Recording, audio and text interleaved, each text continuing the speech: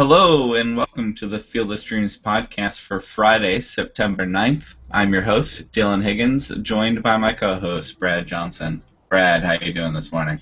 I'm good. Good to be back. Yeah, good to have you back. We were doing a live show again for Friday, and we did not have one last week because you were out of town. Yeah, went to a wedding. You told me.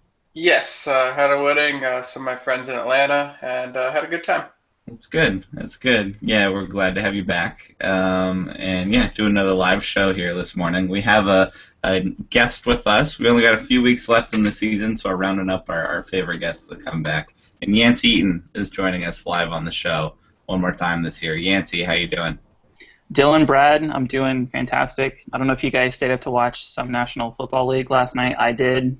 It was pretty good. Yeah. It's not baseball. I'm not going to be one of those people who acts like they like football more. But Sure. baseball's number one in my heart, but it was nice to have some football. I Sure. started scaling back the last couple of weeks in action just because the edge is so small in DFS because there's just so much data out there. There's so many lineup providers and sites that are just giving people all the plays and stuff. I learned last year, like as the season progresses, you actually have to scale back action because the edge just gets so small. But it was nice to watch football last night and nice to talk about baseball today. It's a really, really nice 15-game slate today. Sure. That would explain the hat that you're wearing here? Oh, no, that's not actually an Eagles hat. That's No? a Florida Gulf Coast University hat. Oh, pardon me. Common Oh. misconception, yeah. I went there. Chris Sale went there. Okay. We're as far as people that went to FGCU. Sure. Yeah, I was like, it looked like a weird, different Eagles hat. But yeah, we're doing a live show. If you're listening in the future, via the podcast, we're doing our Friday live show.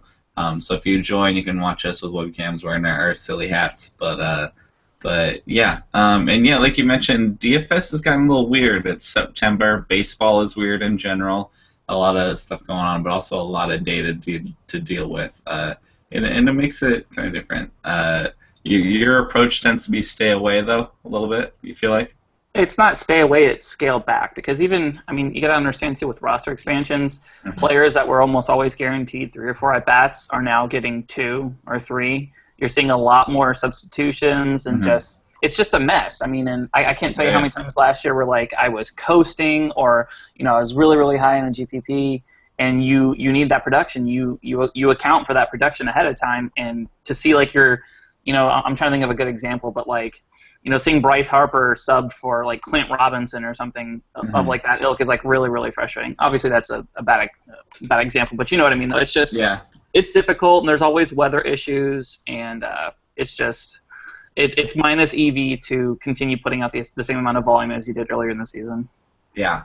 Matt and I have had fun, weird issues in terms of our streaming contests just because of September pitching call-ups and, like, weird lineups. And September's just weird, and it comes up every year talking about how this, like, basically infinite roster thing just does such weird things in such an important time of the year. And I don't have strong opinions about it other than I recognize that it's goofy and it's weird.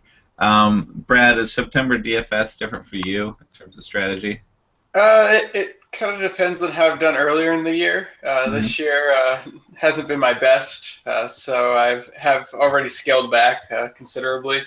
And still doing fine on DraftKings. I had a bad year on FanDuel. I'm done with them. I've cut my losses, but I'm still doing fine on DraftKings. Still going strong there.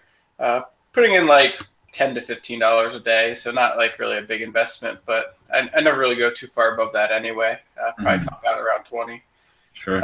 Right now, I've been using called a bit of a weird strategy. Basically, you can characterize it as fading. A lot of stacks that aren't popular, coupled with a couple individuals who I think will be good, but again, not popular. One of the things I've really been looking for and using a lot are positions with teams where they have multiple players that are good at the same spot. So I think the Indians at first base, the Yankees at catcher. I like that when you can split up the action. If someone's using a Yankees stack, they're going to focus on Gary Sanchez. Last night I used Brian McCann. He hit 2 home runs. So I'm happy with that. He wasn't popular. Got me some money, even though the rest of my lineup really didn't do all that much. Yeah, that makes sense. And then, like you mentioned, it means you like Mike Napoli at times, I suppose. Yeah, I like Mike Napoli, I like Carlos Santana. Yeah. Yeah, that's definitely a thing. And then yeah, we got all these pitchers coming up that the whole pitching side of it can be really weird, and it makes for guys you want to exploit and also dark horse guys to use. It's weird. It's weird. Let's go Well, ahead and get into you these. end up. Sorry, go ahead. I was gonna say you end up with so many pitchers you can't use because they're so unlikely to go beyond 6 innings, Yeah. and so that really condenses the pitching pool. Mhm. You get people using the same 6 guys basically sometimes. Yeah, it's weird. Well, and then the Friday ones are also extra weird because there's so many options. It's such a huge, big, 15 game thing that there's a million places to go. Yeah. Brad, you also have a field of, or pardon me, a daily grind invitational going on as well. How have those been going? Yeah, so losing a lot of steam with those. It's been a week since we've gotten one of those to run. I'm considering today guys the last chance to get a little more headway on Fridays usually in terms of getting it filled. If it doesn't get filled today, I'm just going to call off for the rest of the year. We've had a good run. We'll bring it back next year and have a good time with it. Do you feel like a big part of that is football as well? Yes, definitely football. And then just like kind of as Yancey pointed out, everyone scales back over the year. You can only you have 9% of people who are actually profitable playing DFS, and so that means that pretty much all of us who are playing these contests haven't been profitable this year. And at some point you say, I've lost enough. Yeah, that makes sense. September is things winding down, but if you're still playing, still opportunities, and if you're in your regular fantasy league, there's still lots of time to catch up. I feel like these few weeks, a lot of points can move around. Okay, yeah, let's go ahead and get into this Friday slate because it's a big one. There's a lot going on. There's a lot of places to go. We start at catcher. Brad, I'll let you get us started. Catcher, I actually had trouble with. I don't know about you. I did fine at every position but catcher. I only had a handful of options. Brad, who are you looking at behind the plate for Friday? I think we have a few obvious names we can go after. Jonathan Lucroy really stands out with the lefty Tyler Skaggs. You have Angel Stadium, which obviously isn't ideal, but otherwise it's a good matchup for Lucroy. And always nice to see that lefty righty with him, even though I'm starting to get away from, for most players, worrying about the lefty-righty splits as much, especially right-handed hitters. It's a bigger deal for lefties, but a lot of the evidence shows that righties don't really have true splits. They're small. There's some guys who I believe in having splits, like a Brandon Guyer type. Matt Joyce, actually he's a lefty. There's a few guys out there who, I believe in their splits, but for the most part, I'm kind of getting away from buying into that too heavily, especially because a lot of people really pay for it. So just a way to fade basically nowadays. Yeah. Moving on to other catchers, Evan Gattis, decent homer option against lefties. Just kind of downplayed that, but I don't mind the matchup against John Lester. He's slightly homer prone against right-handed hitters too. So you got a good ballpark. You got a guy who's a little bit all or nothing. I think he fits well in GPPs. And in a different slate, he might be unpopular because he's facing Lester. He might be popular today because of how things are laid out, and that interests me less. And then the other guy I really like is Wilson Ramos up against Jake Thompson because Thompson's just not very good yet. Yeah. He's an interesting prospect. He's not a no-name guy, but he has not done much in the major leagues yet, at all. So he's going to be a contact management pitcher at some point in his career, and those guys always take at least a year to get going. Yeah. Well, I'm in there. I like the national stack for sure, but I also on Thursday was all in picking on Alec Asher, and Nationals didn't do much there. I was hoping they would. Yeah, but Ramos is fine. Anybody in the Nationals lineup you think is okay, it's fine. I'm ready to pick on Thompson and basically the Phillies bullpen too. Yancey, who do you have at catcher that we haven't gotten to? Well, you're right. The catcher position is probably the worst of the entire slate. It's just there's not a lot of really good options, which is surprising considering that there are a lot of trash pitchers going. There's just not a lot of spots that I want to use. I think Lucroy is probably the chalk. Most people will be using him. I don't mind Gaddis as a GPP play against Leicester. Leicester's not bad, obviously, but Gaddis, the last 30 days, I think he's like the 5th or 6th hottest hitter in baseball with when you look at OPS. I'm probably going to go down to Salvador Perez. He's only 3,300 against Carlos Rodon, so he has a platoon. It's not something I feel super strong about, but if I'm not using any of those guys, Buster Posey against Shipley is like super, super expensive. I'm probably not going to use him either. It's looking like a Tucker Barnhart, like one of those scrubs kind of days. I'm not really looking to invest highly in any of these catchers. So it's the corny, stereotypical wait till lineups come out and then find the cheapest catcher you can who's batting anything above 8th. I would recommend normally, like, this is a spot where if you can't figure out what to do, you recommend Vogt because he obviously is a left-handed hitter and he almost always has a platoon. But it's in Oakland. It's against an okay pitcher. That's something that I'd probably avoid too. There's not a whole lot of options. If you want to get really cute, you can go with Sandy Leon in Toronto against Estrada.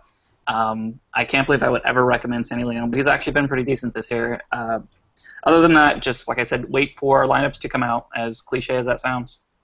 Yeah, I had Sandy Leon. We just keep picking in DFS to recommend him because he just doesn't stop hitting. And you're like, I don't necessarily believe this, but until he stops, you kind of gotta roll with it. Estrada's kind of tough, but I agree. And yeah, I had Steven Vogt, but I was kind of like at that point, like, I don't know, I just need some more names.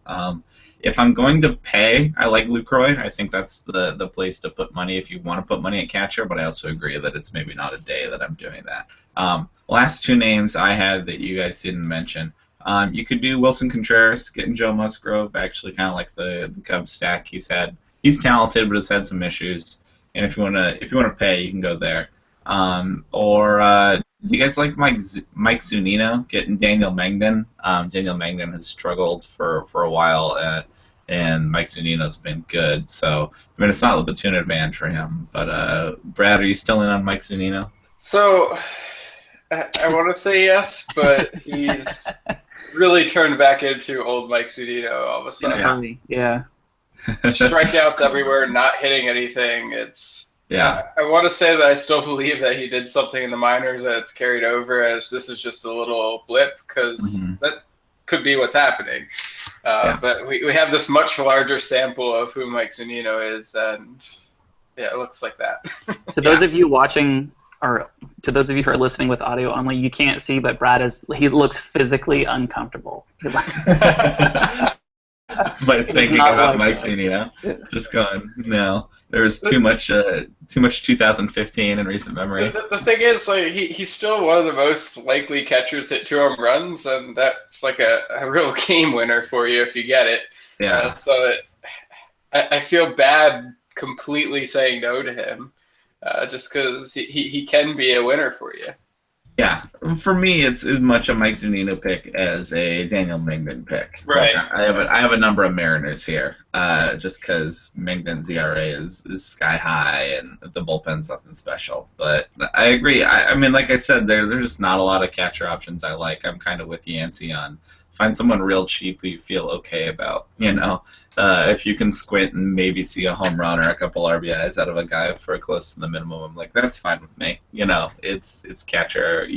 Yancey, you like to punt at catcher a lot, and today's as good a day as any, yeah.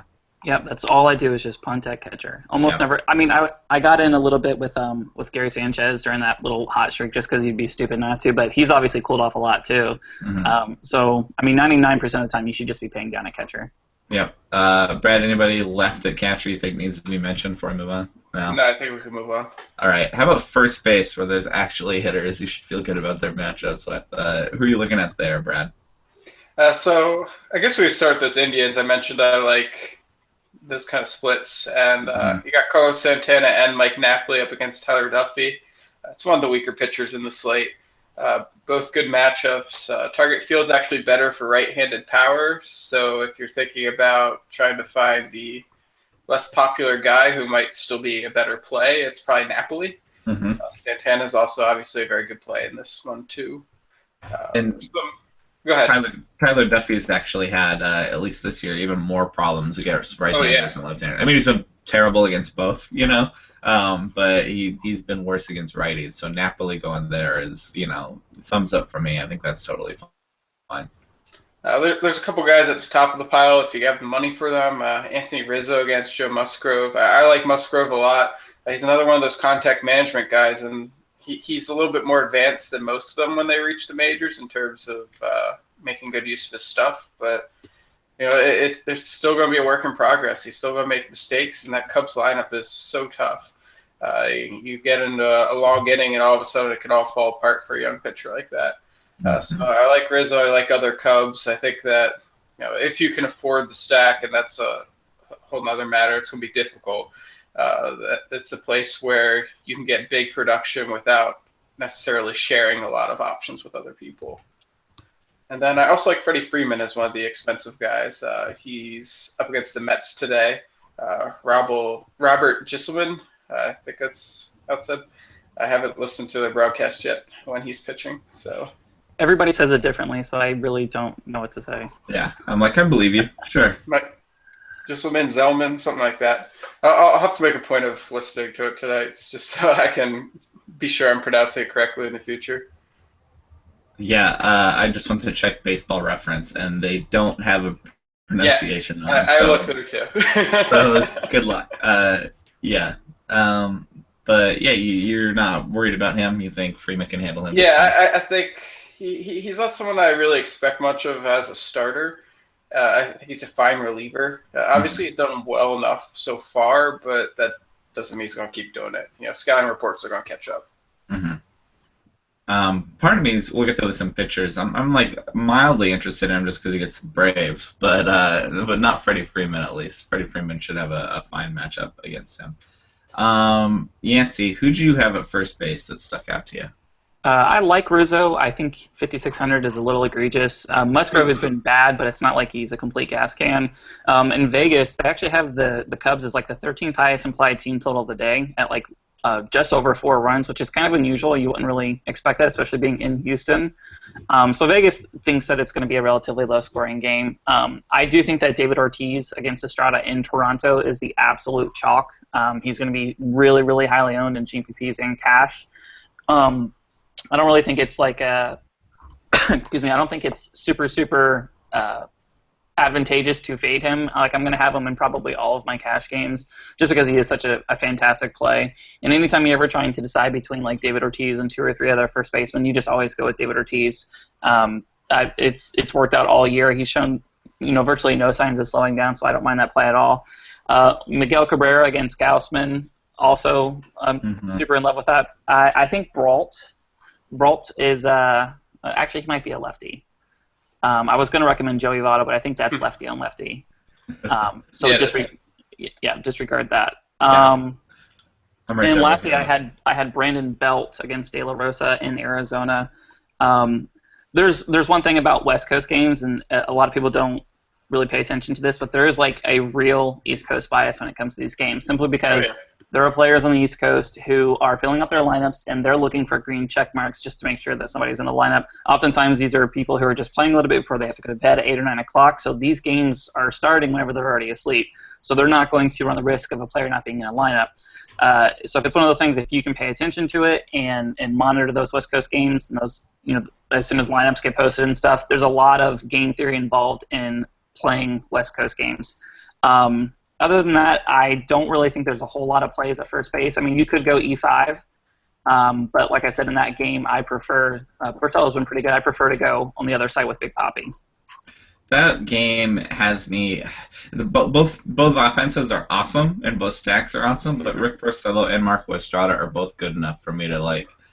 At least on a day with 15 games to pick from, I'm like trying to look elsewhere. I don't think you're crazy at all for picking guys like E5 or Ortiz, but I'm also like, those are good enough pitchers to keep me shying away. I don't know. I will say this too, not to cut you off, but if you look at all of the Vegas totals, which obviously Vegas isn't the gospel, but there isn't a single game out of a 15-game slate that has a run total over under 9, which is really, really unusual for a full game slate. Normally you'll see a 10 or a 10.5 or 11. There are none like that. Obviously they're not playing in Coors, and that's just, to me, that suggests that maybe a full game stack isn't really probably the ideal play. You're going to be cherry picking like individual plays from each team. We're like, I'm not going to stack the Red Sox like you're saying, but I might take just Big Papi, or I might just take E5 kind of thing. Sure. Yeah. But not full game stacks today, I don't think. Yeah, I don't think you'd be crazy at all. It's just kind of looked at it and got kind of went, I don't know what to do there. I really like the Miguel Cabrera one you mentioned. Kevin Gausman has been awesome lately. He has 3 straight scoreless starts, but he's a righty that struggles with righties, and there are a couple Tigers there's a lot of right-handed Tigers, but a few of them that excel against righties, and Miggy's one of them. Miggy is doing, also not showing signs of age. He's hitting just fine. That's a totally fine matchup for him, and I think some people might shy away because Gausman's been good, but Miggy has been better. If you see, I think like in the last 30 days, I seen a tweet yesterday. He's literally slugging like 600. He's absolutely locked in right now. Yeah. I picked him earlier in the week against Chris Sale, and 2 home runs turned out really well. Yeah. And no one was in on that. So that is such an alpha play. That is a fantastic play. I wish I had the guts to do it. Yeah. Speaking of real hot, Jose Abreu is pretty, I wouldn't say quietly, but he's been on fire for over a month. And he gets Yordano Ventura. I like him. We've also been looking at Justin Morneau a little bit. But, Brad, are you in on either picking on Yordano with either of them? Yordano's looking pretty good in the second half here. I don't hate the idea of going after him at the same time, but he's not someone who I'm eager to get a stack against, especially White Sox. They come out flat so often. They do. It's kind of painful. They do. I don't usually pick them that much. I just feel like Jose Abreu deserves some love for being red hot. I think I used them a few times through April, and I just swore off them. I'll take a Melky Cabrera when he's really cheap or something, to fill in a spot when I need a bargain. That's it. I don't blame you. Like I said, I want to give Jose Abreu his 30 seconds of love. Be like, you've been on fire, but your team is still on its fire right now. Last 2 names I had at first base. I want to mention Kendrys Morales also getting Carlos Rodon. He has always kind of preferred lefties and is doing fine against them this year. And Rodon has his struggles when he doesn't have the platoon advantage against right-handers or switch hitters. So if you want to go look for an alternative option, I don't think Kendrys Morales is crazy. I don't love it, but it'd be more of an alternative pick. And then Brandon Moss getting Jimmy Nelson. Brandon Moss is just having a good year, and there's pop there. And Jimmy Nelson continues to be very whatever. He's not bad, and at times in good matchups I like him, but I think Cardinals can beat him up. So I'm thinking about Brandon Moss, hoping he runs into one too. Brad, did you have any first baseman we didn't mention? I think you could consider Adam Lind. We're at that point in September where there's a lot of right-handers on that Mariners bench. When they bring in that lefty reliever, he's probably going to get subbed out. So that kind of hurts, especially from a first baseman. You really want to count on production there. But he's cheap today, Lind is. He's up against Daniel Mengden. I think that's fine. Another guy you could go with is Pedro Alvarez against Fulmer. Fulmer's been showing some signs of maybe wearing down, or maybe he's just had 3 straight bad starts and it's nothing. But not looking quite as sharp as he was earlier in the year. Strikeouts haven't really been there for a while now. And Alvarez, his velocity's dipped as well too, just a little bit. Yeah. Alvarez has hit really well all year too, aside from that early season slump. So I like that play too, and that should be pretty unpopular, I think. Yeah, I'm totally fine with that, honestly. I like Alvarez, and if you want to pay for Chris Davis, you can, but kind of like an Alvarez is the cheaper younger brother in DFS a lot of the year. Yancey, any first baseman left for you that need to get mentioned? Nope, that's it. Okay. You want to get started at second base? Who are you looking at there? Second base, let me just say that I love what the Nationals have done with Trey Turner, where he's second and outfield eligible, kind of like what the Cubs did with Chris Bryant, where if you say I really want to play Josh Donaldson at third, but I still really want to get into some action with Chris Bryant, I can move him to the outfield. Trey Turner being second and outfield eligible is just amazing, especially on a day like today where the Nationals have the highest implied team total at just under 5.5. So obviously that's if you're looking to stack one team, it should be the Nationals or maybe the Pirates or Indians. But obviously I'm in love with Trey Turner. Leads off, hits home runs, steals bases. He's an elite base runner. He does everything. So I'm likely going to be pairing him and Murphy. I think they're both elite plays. And this is as close as I'll get to an actual game stack. It's just maybe having 2 or 3 nationals in one lineup. So I like him a lot. Logan Forsythe leading off against Pineda. He's been fantastic since he's come back. I mean, hitting for tons of power. He's making tons of contact. His batting average isn't, as high as you might expect it to be, but still just a fantastic run producer, and I don't mind that play at all. I also wrote down Kipnis. That kind of goes without saying. Kipnis is a decent play. And Jed Jerko, obviously he's right-handed, but 21 of his 26 home runs have come against righties, and he's playing against a bad one today. And my last punt play, Brandon Phillips, is only 3.6 on DK. He has a platoon against I don't even know how to say that guy's name. Pronounce his name. Brault. Yeah. So Brandon Phillips is probably as low as I'll go at second base. This is the one position this year where DraftKings has kind of like fluctuated a little bit, where second base and shortstop always used to be just super, super cheap. Like if you added up all the salaries from that position and compared it to others, it was probably next to last after catcher. This year, though, just because of like the guys like Carpenter and stuff, it's one of the most expensive, and I'm almost always paying up for it every single slate. Yeah.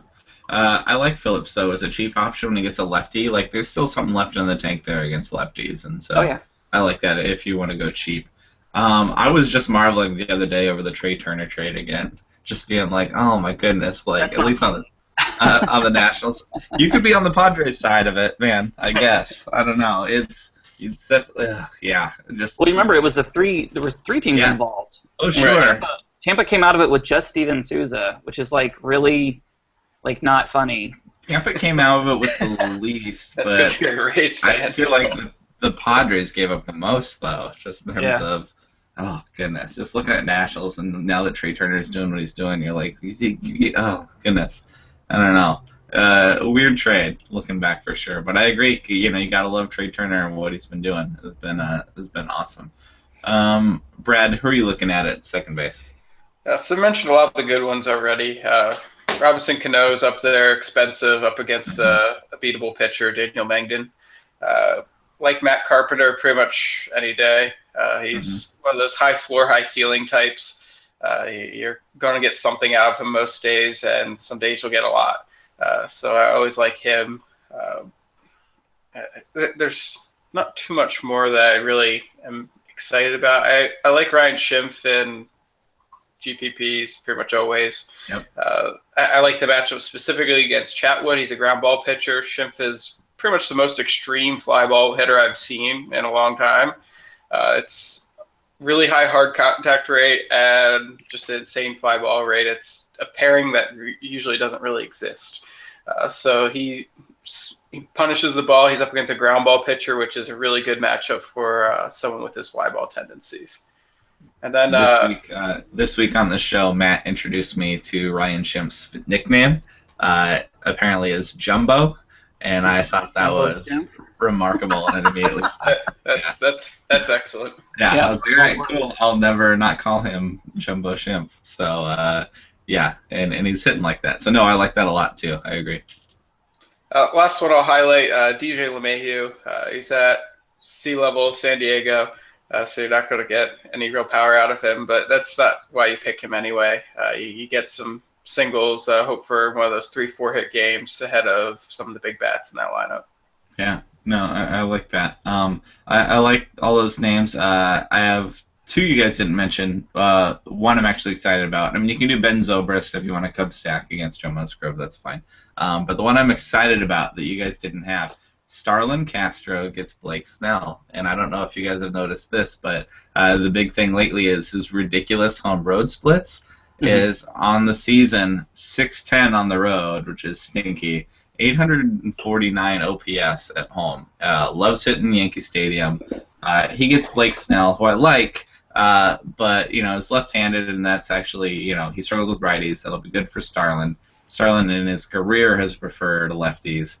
And yeah, that 849 OPS at home, batting in decent spot in the lineup at second base.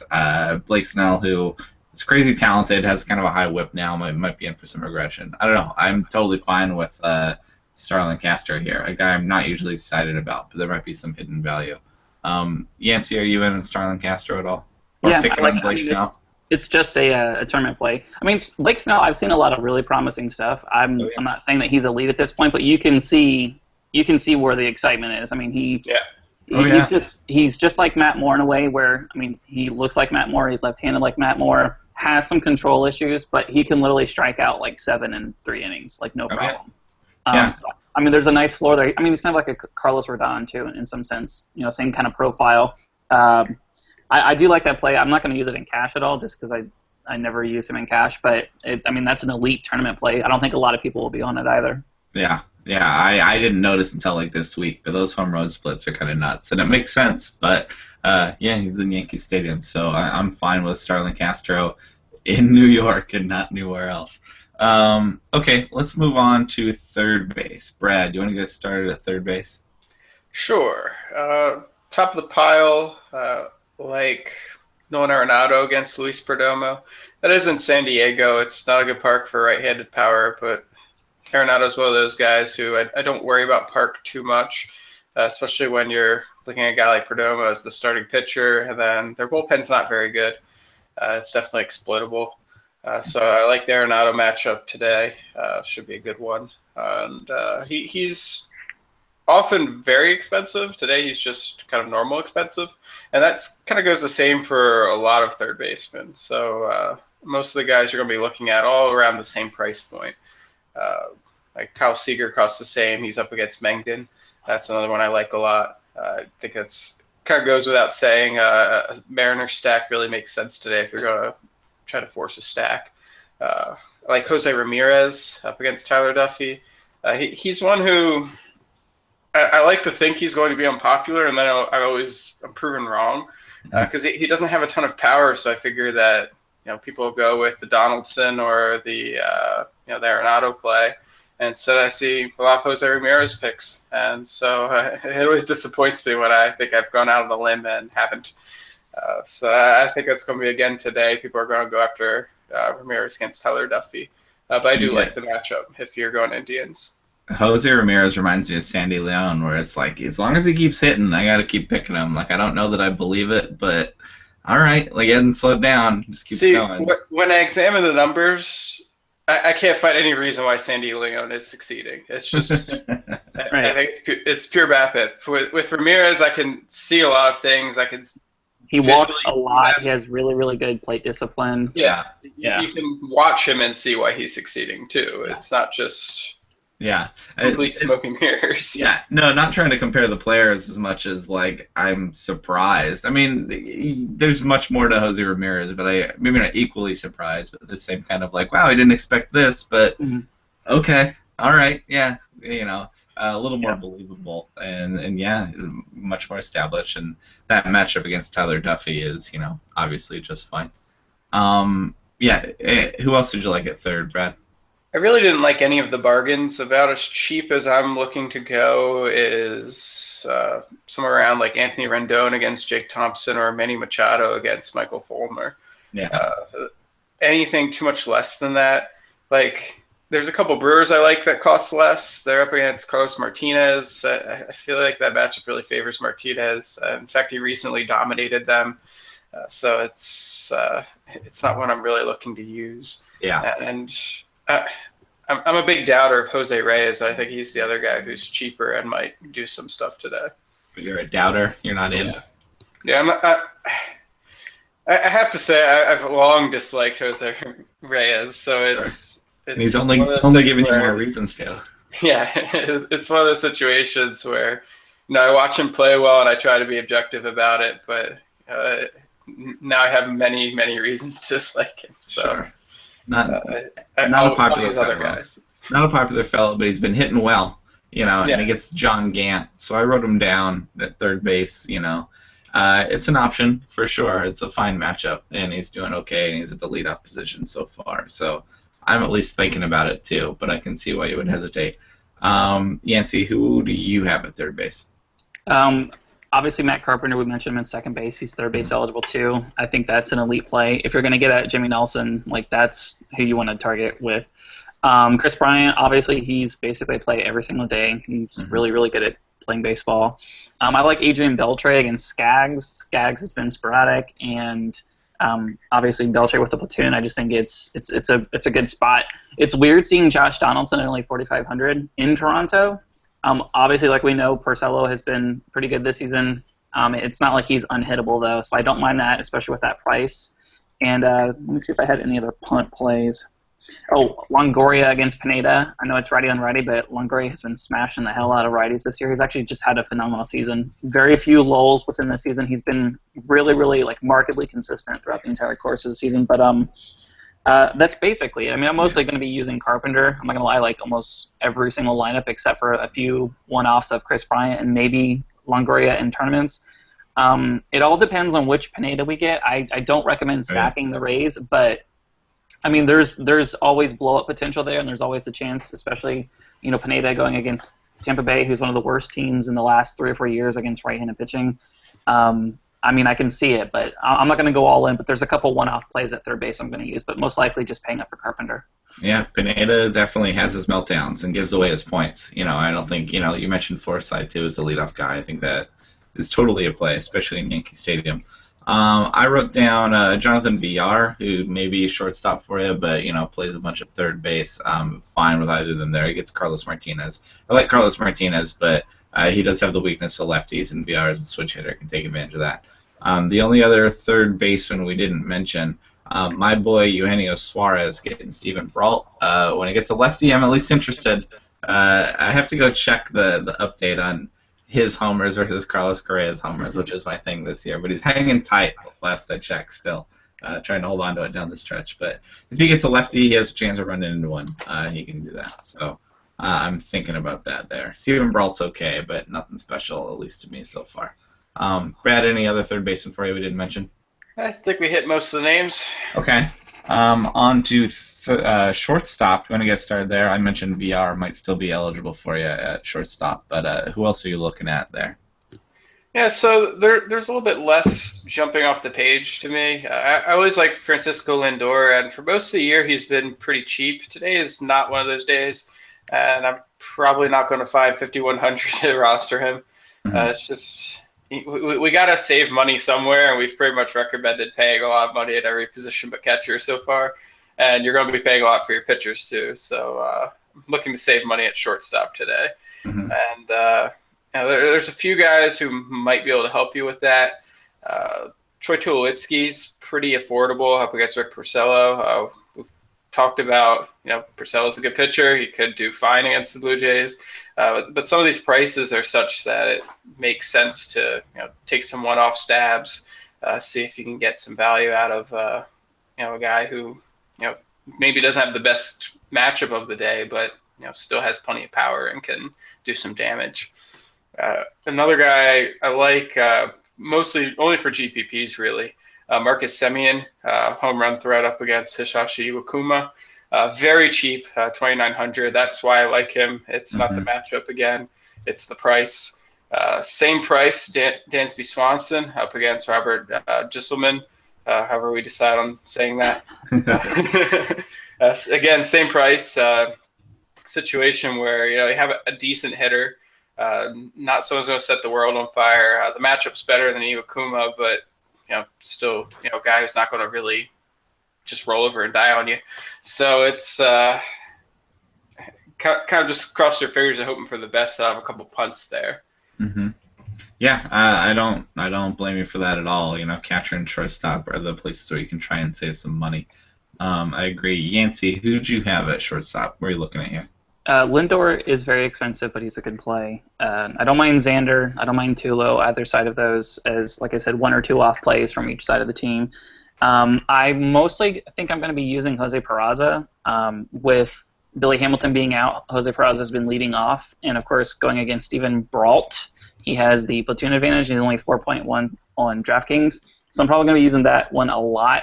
Obviously doesn't hit for a ton of power, but gets on base and steals a ton of bags. So it's really, really easy for him to return value on that price.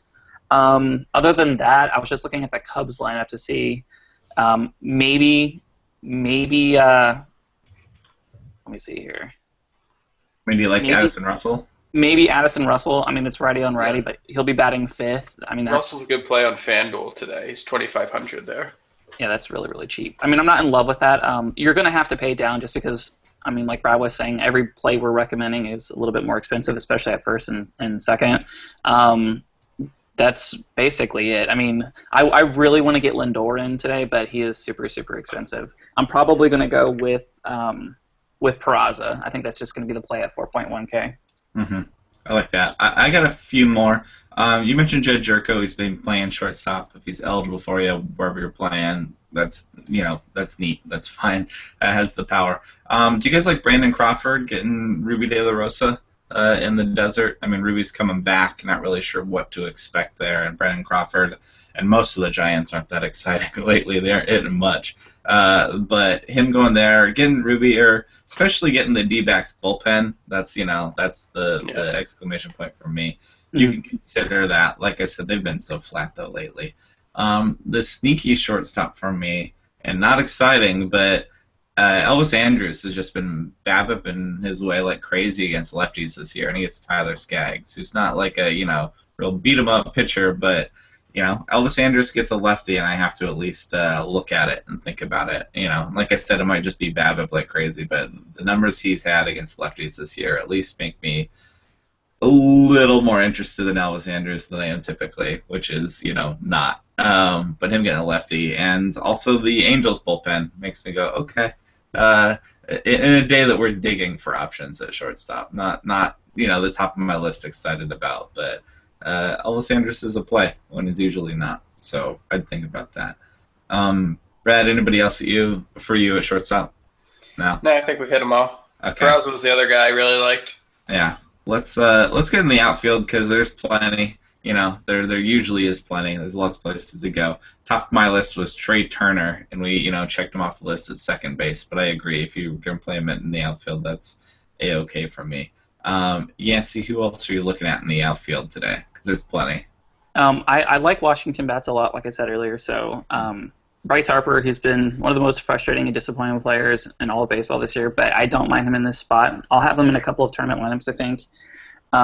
Any Washington outfielders really, I think, would be on play. I like Polanco with a platoon advantage for Pittsburgh. Ian Desmond likely batting second with a platoon. Mm-hmm. Obviously, with the Coors bats, everybody wants to roster Colorado Rockies whenever they're in Coors. I understand that, and I do understand that there is a very negligible Coors Field hangover effect. Whenever they leave Coors Field, they do perform not nearly as well. I just think against Perdomo, the left-handed Coors bats are like in a really neat spot because it's in a bad ballpark. Like I said, they're not playing in Coors, and they're going to go completely overlooked. So I really like David Dahl. I like Charlie Blackmon leading off. I like Carlos Gonzalez. Yeah. I think those are like really, really sneaky tournament plays. Blackmon didn't realize this over the last 30 days. His OPS is 1223. Yeah. We all remember like the triple dong game, and then he backed it up with a double donger the next day. But even despite those games, he's still just been on an absolute tear. He's a cash game monster, and he has like legit tournament upside. Those are the types of players that I'm always targeting. They hit super high in the lineup. Excuse me. They're never platoon. They're never substitute or anything like that, and they have power and speed. Other than that, my favorite play of the day, just because he's my favorite player, is Corey Dickerson. He has some really, really good BVP stats versus Michael Pineda, which I don't condone. I'm not saying that those are gospel or anything like that. I know it's a very heated topic in daily fantasy, but he has had past success against Michael Pineda. He's a left-handed hitter in Yankee Stadium. I just think it's a really, really good spot for a tournament play. One last play, I don't mind Seth Smith leading off against Daniel Mangden. He's probably going to lead off. He normally does in spots like this. So that's another little tournament play that you could do. Other than that, Nelson Cruz, is fine. I think he's one of the highest projected on Roto Grinders. There's a couple other one-off plays, but like I alluded to earlier, I think this is a day where you're not really doing full team stacks at all. You're going to be cherry picking and just going for platoon advantages and some of the higher projected run totals. I don't think there's going to be, it's baseball. Stuff always happens anyway, but I don't think there's going to be, an 11 or 12 run game out there tonight. I think it's going to be a lot of 5 and 6 run team totals and stuff. So you're going to have to be really selective with the pitchers or with the hitters that you are taking. But those are just a few of the names I have. I would obviously wait for some value to open up if you guys are going to want to pay up for like a Jose Fernandez or something. But those are some of my favorite plays. Yeah. You mentioned the batter versus pitcher things, which is a hot topic and it's always fun to bring up. I usually find that stuff interesting if nothing else. Right. Sometimes it's fun, the quote unquote fun fact that might be pointless, but you're like, Yeah. okay, but like neat. And I also feel like more information is never bad. So maybe you shouldn't make your decisions based on them, but if you already like Corey Dickerson, you're like, and this is like another checklist to make Or me. if you're torn between two players in similar spots with similar prices. Yeah. Hey, Corey Dickerson has done this against Pineda. Yeah. Yeah, it's not my first go-to. I don't instantly click on batter versus pitch and be like, well, let's see. Oh, wow, he's 2 for 4 against this pitcher. Yeah. Light him up. Yeah. Jam him in. Yeah, and I'm sure we're not doing that. You've heard the post game questions. Why'd you start this guy? And the manager goes, oh, he had a great rec. And you look, and it was one game. It was 5 at bats or something, and you're like, that's not a record. Like that doesn't count.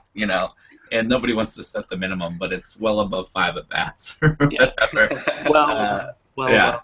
No, it's interesting though. It's never bad information, but sometimes it's very directly weighted. Anyway, Brad, who are you looking at in the outfield? So I had my eyes on those Rockies hitters too. Something I point out every time lefties are in San Diego, Petco Park isn't actually bad for left-handed power. It's bad for pretty much every other hitting park factor, but left-handed power is still above average. And the Rockies have 3 power-hitting left-handed hitters.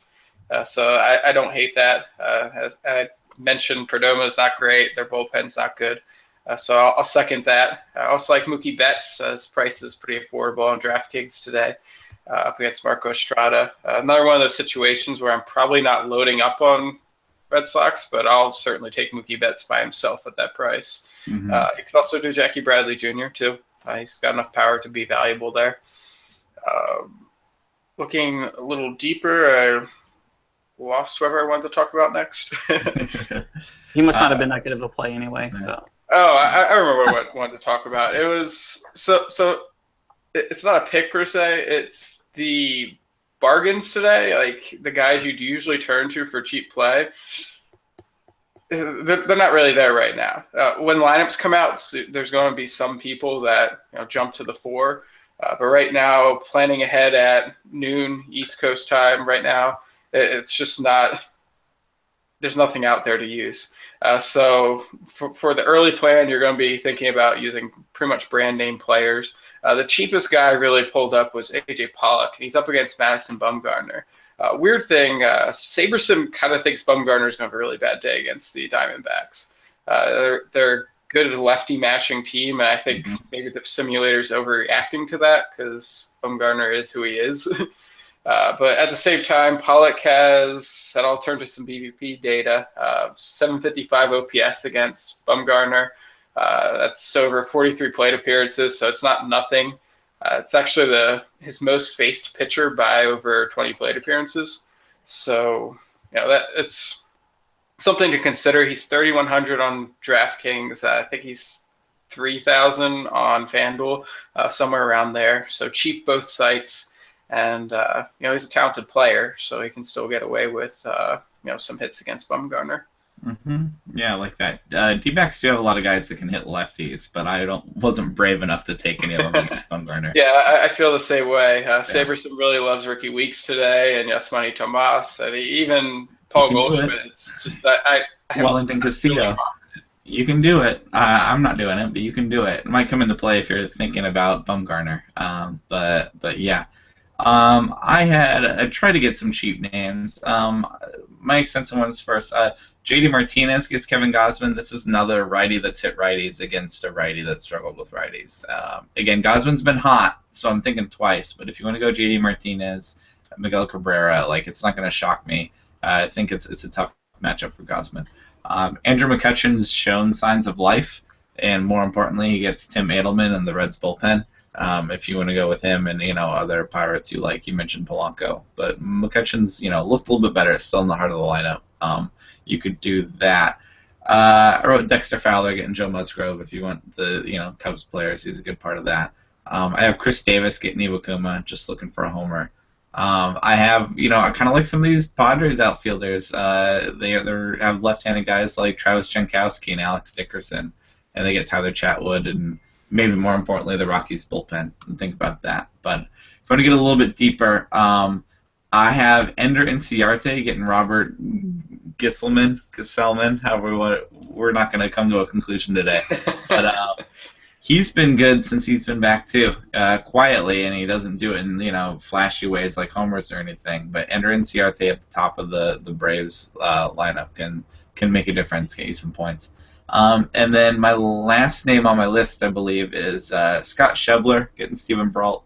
That's lefty on lefty, I think, but I'm still a little bit interested there just because Steven Brault's nothing special. I mean, I guess you can go Adam Duvall maybe, righty on lefty, but Brad, are you a Scott Schebler guy in general, and would you take him against Brault at all?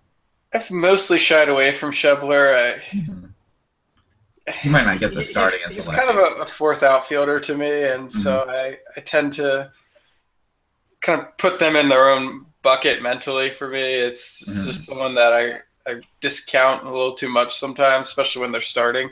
And I expect him to lose the job at some point, and for some reason that affects how I approach using them. And for contests of this size, it's not a big issue. Sure. Yeah, mildly interested in him. It might not be the best matchup, but he's shown signs of okay, if you squint, there's a third outfielder there, and Scott Schebler. Was there any other outfielders for you feel like didn't get mentioned that you want to look at? Cameron Maybin, if you're thinking about using any Tigers, I would hits ahead of him, gets on base a lot, a high BABIP guy. You're using a Tiger, you chain him with Maybin, and hope you get more value out of it that way. Sure. That was one of the main ones I was looking at. There's one other, and again, it's kind of slipped off my list. I'll chime in when I find him again. I see him, Chris Davis. Always Chris Davis. Anytime he's cheap. The Chris with a K, by the way. Sure. He's up against Iwakuma today. He's pretty much the top double homer threat in the league. Oh yeah, I like him. Yeah, and against Iwakuma, I'm fine with that. Yancey, are there any outfielders couldn't leave behind? Nope, that's it. Cool. Let's get into these pitchers. There's a ton. We'll try and check off the obvious ones off the top. Clayton Kershaw's back. He's going to Miami. He gets Jose Fernandez. Is the worst part about these two matchups that they're against each other? Or your Brad? Is that the hesitation? That is not the worst part for me. The worst part is Kershaw is going to have some unknown pitch count. Yeah. It could be as low as 60. It could be as high as 90, but it's going to be a pitch count. It's going to restrain him to no more than 7 innings, I'd say. Jose Fernandez hasn't pitched more than 7 innings once this year. Yeah, and that's a hard pitch count. It's an unstated rule by now. We know it's just something they're not going by. They're talking about shutting him down soon too. They're probably a couple losses from saying, "Hey, you're done." So they're both guys who are constrained and super expensive still. Yeah, can't do it. Gotta pass on their prices. At their price points, especially on DraftKings, $13,500 for Kershaw, $12,700 for Fernandez. Yeah. I'd much rather take a shot at a Bumgarner for way less money, and he can throw a complete game. Yeah, I want a complete game if I'm paying that much money. Yeah, or at least the option of one, the potential for one. Knowing that you can't get it is too much. You mentioned Bumgarner. There's enough lefty matchers on that team for me to think twice, but I don't think you're crazy for doing it by any means, obviously. How about you, Darvish, getting the Angels? Is that a green light for you? Oh yeah, big green light. He seems to be cut loose. He's gone 99 or more pitches in 4 of his last 5 outings, I think it is. And that's enough for me to say, go ahead. If he has a better command day than he usually does, he ends up throwing 8 innings with 12 strikeouts, and you're golden. Are we staying away from Fulmer getting the Orioles, or are there enough red flags there to stay away? It's a GPP play. Yeah. He shouldn't be super popular from, so you're going to have some people who look at the numbers and the recent performance say, I don't want any part of that. Some people are going to be afraid of the Orioles. Orioles do roll over sometimes. They'll just magically turn in these terrible days, 14 strikeouts, and no production against otherwise beatable pitchers. They know how to whiff. Yeah, Farmer can have his good days. 4 starts ago, he threw a complete game against the Rangers. Sure. So he's got upside. Yeah. Is John Lester at ace level for you? He gets the Astros, and they have some guys that get lefties, but is he high enough up there for you? Yeah, I consider him an ace. The downside, I suppose, is just he's not quite as flashy as a lot of the big names out there. Mm-hmm. And I end up staying away from a lot there's always a different reason. You mentioned today they got the Astros. They're volatile. They can hit a good pitcher. Mm-hmm. They can turn in a terrible day. So for me right now, the issue with Lester is more price than the matchup, though. He's 12,100 on DraftKings, and I'm just going to have a really hard time finding that money. Okay. Are you thinking about Danny Salazar getting the Twins? That's what I'm thinking about, especially for GPPs. I also have half a mind to stack Twins and say maybe this is one of those days Salazar throws 2.2 innings and it's a non-game. It's a solid GPP option. He's a volatile guy, we'll say, but there's upside there. Those are the big aces for me. Yancey, did you have any specific concerns or thumbs ups or thumbs down about any of them? I will say that I don't really see the upside with Yu Darvish. He's been a little volatile the last couple of starts, and Los Angeles, for as bad as they are, they do not strike out a lot. Escobar does not strike out a lot. Obviously, Mike Trout, Robert Pujols don't. Colt Calhoun doesn't strike out a lot. I just don't. I mean, it's fine as a cash game play because it's not like he's egregiously expensive. He's only $9,800, but in tournaments, I don't think the upside is there. I don't mind Madison Bumgarner as a tournament play at all. Obviously, we know that there are a bunch of lefty masters on the Diamondbacks, and it's in Arizona, so there's a downgrade in the ballpark there. But I just think that he's going to go super, super overlooked. And as far as Clayton Kershaw and Jose Fernandez goes, what's really weird, obviously, is we do know that Clayton Kershaw is on some sort of pitch count, and we do know that Jose Fernandez never pitches past the 7th inning. Yet, despite that, the Vegas total is still only at 6.5 runs. So they're projecting it to be an incredibly low-scoring game.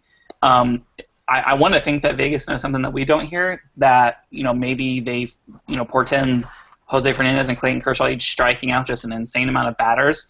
But it would be fine if Clayton Kershaw's price adjusted. If he were at 9,800 or 10,500, I would kind of be okay with that because I'll still take 6 or 7 innings of Clayton Kershaw over almost anybody else. But they didn't adjust his price at all, which makes no sense to me for a guy that missed 2 months of baseball. Other than that, for the big names, I don't really see any issues. There's some other plays that I do like that are a little bit cheaper though. Yeah, let's try and dig a little bit deeper. The one sticking out to me, Carlos Martinez getting the Brewers. The Brewers whiff like crazy, don't handle righties that well. Carlos Martinez allowed 5 runs in his past 4 starts. Any hesitation there for you, Yancey? No, I think Carlos Martinez is going to be kind of like my building block pitcher. I'll have him in probably every single cash and tournament lineup. You gave the 5 earned runs in 4 starts, his last 4 starts? He's been good. Yeah, in his last 3 starts against the Brewers, he's only allowed 2 earned runs. So he absolutely destroys this team. Of course, they might get a one-off home run. It's probably going to be somebody like Kirk Neuenhuis or something. But it's an absolute elite play. I love the built-in floor there. I don't mind using them at all. I think he's almost guaranteed for a win. So almost all of my lineups are going to have him in it. Yeah, the last time we faced the Brewers, 13 of the 18 outs he recorded were strikeouts. Yeah. They whiff a lot. He has their number. they whiff a lot. Yeah, I'm into that. The only reason I'm considering not using Carlos Martinez is because I think everyone else will. Yeah, it might be too good of a matchup in that sense. Yeah. How about Tanner Roark getting the Phillies? Is that a green light for you, Brad? That should be just fine. Yeah, it's the matchup should be pretty much an auto win, especially on FanDuel where you get 12 points for that. That's very important. He's a little less interesting to me on DraftKings just because he's priced right around. He's priced between Yu Darvish and Danny Salazar, and I tend to like them more as GPP plays just because they tend to have more fantasy upside. Roark can throw pretty deep into a game. You're not usually going to get many strikeouts from him, though. Yeah. And that does limit his ceiling a little bit. Yep. There's a couple of Phillies hitters, too, that are fly ball guys, and that matches up poorly for Roark. I could see that. Yeah. Yeah. All right. How about Kevin Gausman though? So 3 straight scoreless starts. He's been hot. Clearly has a lot of potential. This is a terrible matchup for him though, right? He's a righty that struggles with righties and gets the Tigers. Even though he's been hot, are you guys staying away? I think I'm staying away. Yeah, I'm staying away too. There's too many options. You know, it's if it's a small slate. I say sure, I'll take a dive on this, see if it works out. Yeah. But with all these alternatives, it's too easy to just go with Roark instead. Yeah. Or Carlos Rodon, Rodano Ventura. These are all better matchups and similar quality pitchers. Yeah, I have Rodon written down too. I'm just plain not scared of the Royals anymore. Is that a okay matchup with you? Has some downside, but he could do stuff there, right? Yeah, both Rodon and Ventura pitching very well in the second half. Mm-hmm. The one thing I'm looking out for, storms on the forecast in Chicago. And it's also Chicago. Cellular Field's never a place you really want to target pitchers. Yeah. Dig into the bottom of my list if you want to get real cute. What about this Blake Snell Michael Pineda matchup? I mean, the Rays struggle with righties, and Pineda gets his strikeouts. That's like an extreme GPP play for me to try and trust Pineda. And Snell gets enough strikeouts, and the Yankees aren't that scary. Yancey, are you considering either of these guys in this matchup? Earlier this morning when I was first doing my research, I've basically been streaming pitchers against, right-handed pitchers against the Rays for the last 2 or 3 months. And I want to say, yeah, put Pineda in because the Rays are really, really bad. But in his last 6 starts, he has only reached 6 innings 3 times. Yeah. Obviously, his ERA is north of 5. His WHIP is just, astronomical. I mean, this is one of those things where if you're playing some really low-entry tournaments, I want to say that the K upside is there, but even looking at his game logs, this is his strikeout totals from the last 10 games. 4, 8, 6, 2, 3. I mean, for somebody who we all talk about the K upside there, he doesn't really have like a consistent strikeout portfolio. So if you're building 10 lineups, sure, throw Pineda in one of them. I think Blake Snell has a little bit more built-in upside. He's a couple $100 cheaper, but he's not going to go deep into the game either. Both of these plays feel like the upside to win a tournament just isn't there. I mean, I can understand it for roster relief and something if you want to dip down into a starting pitcher that is in the 7,000 range, but both of them have like inherent warts where they're not going to pitch deep and they're going to give up walks. So in cash games, perhaps in tournaments, I'm probably actually going to just completely fade them because I don't think they have that upside to kind of get you over to the top where you need to be. Sure. Yeah, I was trying to squint real hard. Like, I like Rick Porcello and I like Marco Estrada, but again, that matchup on both sides is kind of like a gray area for me to be like, I can't do that in Toronto. If we're looking at Field of Streams picks for Matt and I had to get real deep here to pick some of these. I mentioned earlier, I like Robert Gesellman just because he's getting the Braves. And that's really it. He's been okay, and it's the Braves, and I'm hoping they're punchless. I don't have a lot of faith in that, but I'm streaming him there. Matt's taking Tyler Skaggs, getting the Rangers, which is a tougher matchup, but definitely a more interesting pitcher. I don't know if either of these guys fit to DFS like they do for streaming, just in terms of upside. Brad, were there any other pitchers on here that you were interested in, DFS-wise? Iwakuma's the other guy. Yeah. He's the last guy. He's about as cheap as I'm willing to go, I think. Yeah. None of the other guys are really viable below him.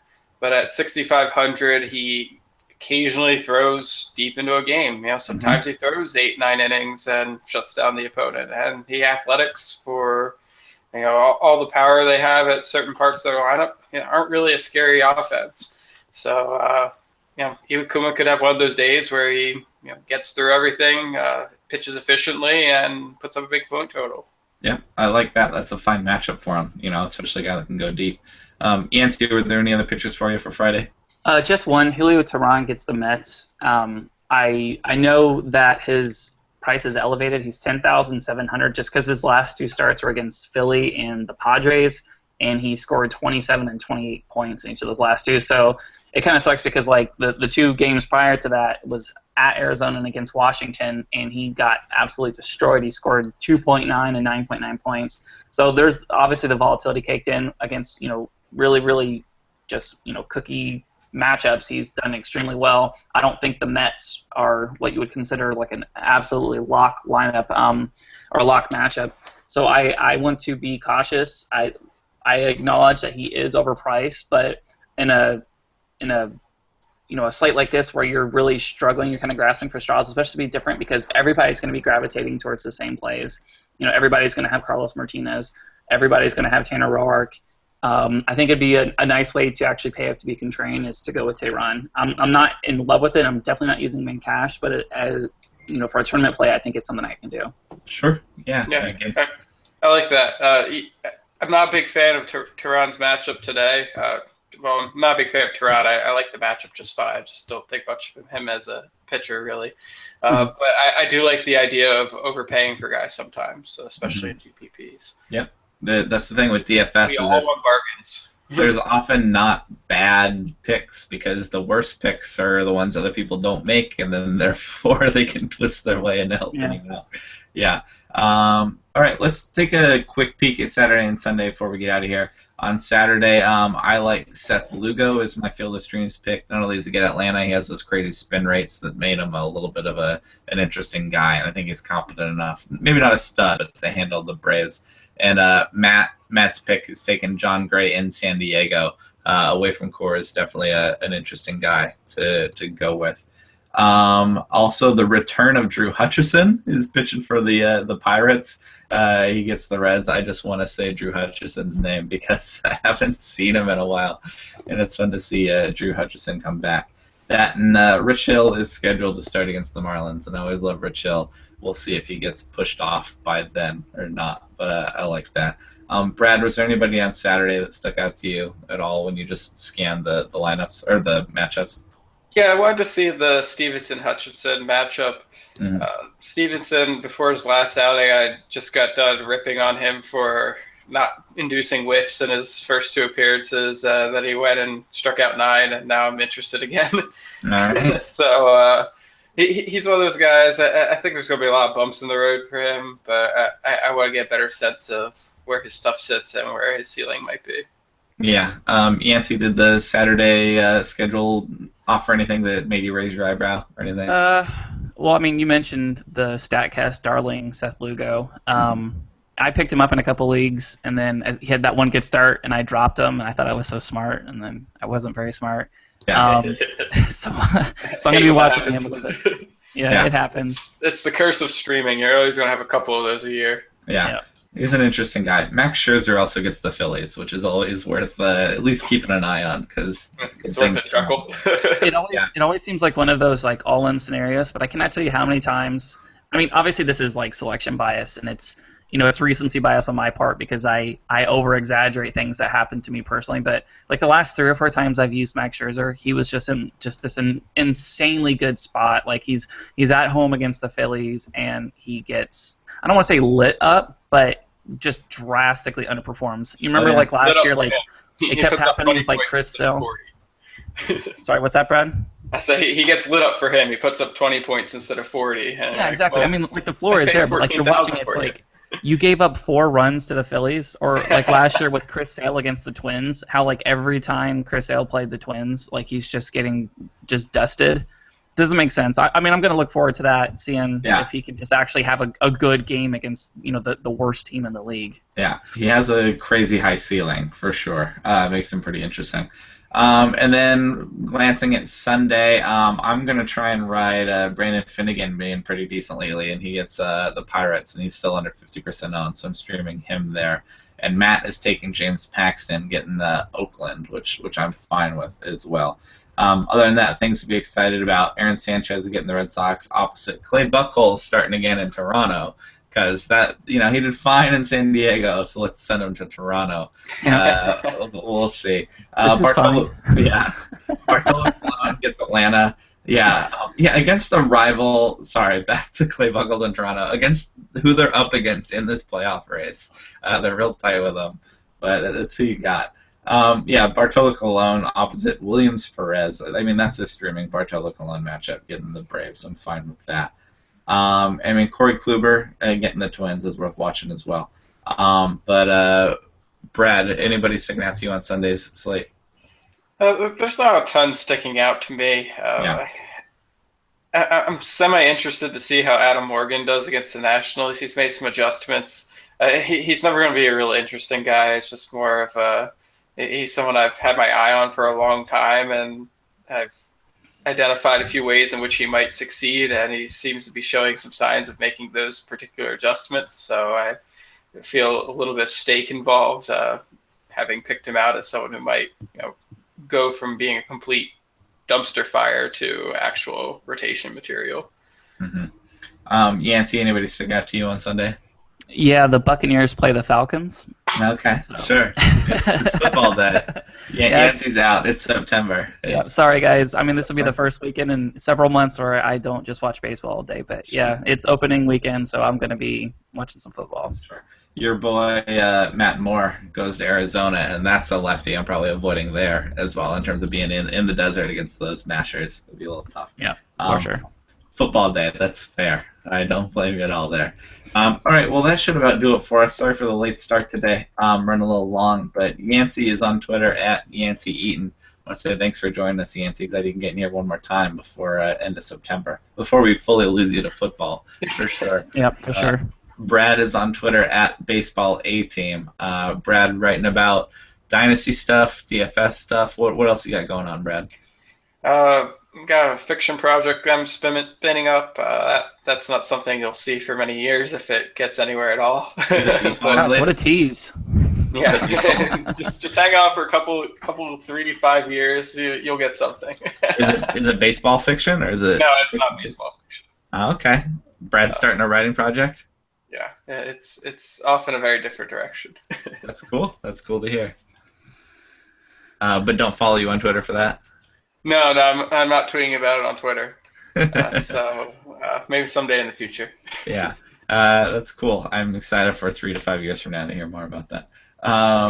That should do it for us. I'll be back on Monday with Matt, as always. I'm on Twitter at HigginsFOS. And yeah, love to hear from you guys.